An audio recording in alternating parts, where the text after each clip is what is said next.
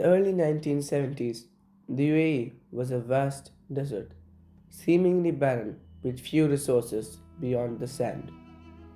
Yet, one visionary leader saw potential where others saw challenges. Sheikh Zayed bin Sultan Al Nahyan, the founding father of the UAE, believed that true prosperity was not just in oil, but in the land and most importantly, in his people. He believed in the power of transformation.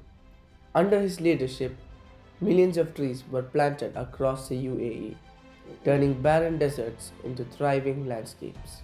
He invested in education, healthcare, and infrastructure, creating opportunities for his people to thrive and ensuring the future of the nation was in capable hands. We are planting the seeds for a future that will flourish for generations, he once said. And today, his vision is a reality. From the desert to a modern, prosperous nation, Sheikh Zayed's legacy is a reminder that with vision, leadership, and compassion, anything is possible.